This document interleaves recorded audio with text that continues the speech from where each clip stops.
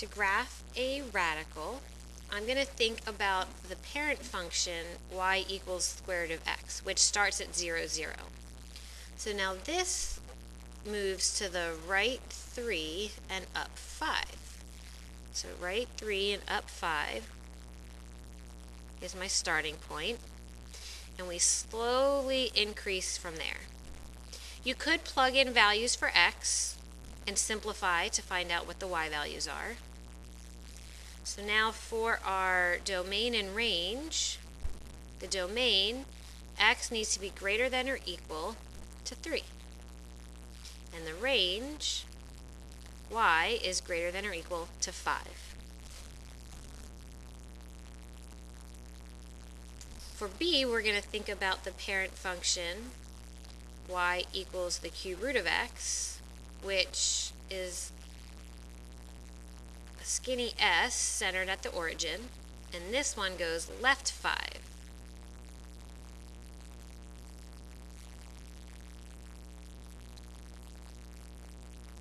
It'll look something like that. And for our domain, that's all real numbers, because x can be anything. And our range is also all real numbers. Y goes to infinity and negative infinity.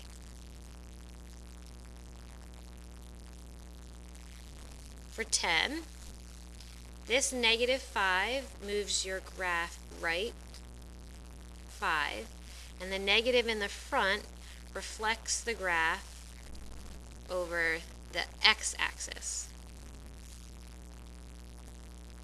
For b, this positive 8 moves our graph left 8, and the negative 2 at the end is down 2.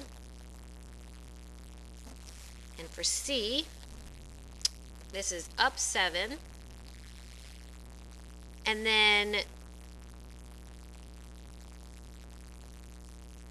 there's two ways we can handle this negative. If I leave it as it's written, that would be left 2 and reflected over the y-axis.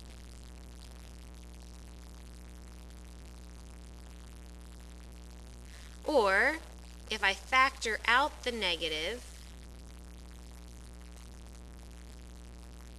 and I rewrite the equation this way, the negative 2 in here moves it right 2, still up 7, and reflected over the y-axis.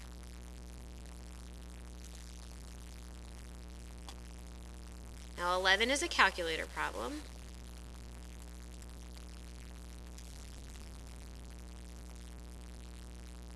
Falling 1,600 feet, that's our distance.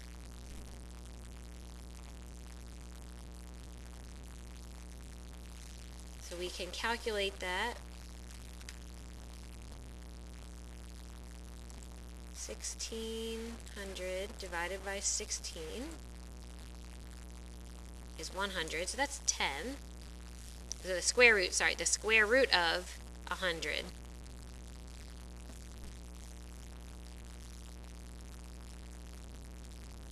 Is 0.92 times 10, and then we can move the decimal place one spot when we multiply by 10, and we get 9.2 seconds.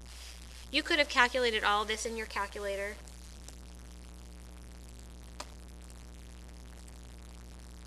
And 12 is also a calculator problem.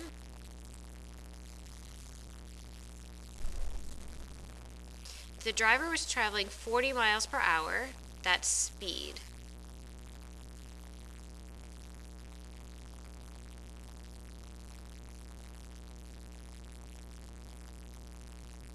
So to solve for d, we can square both sides.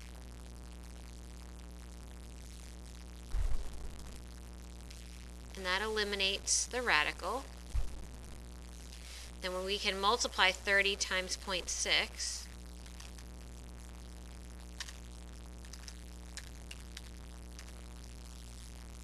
So 1,600 equals 18d.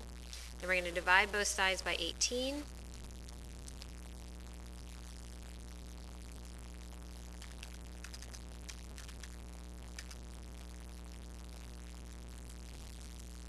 get 88.889 feet. 3 decimal places.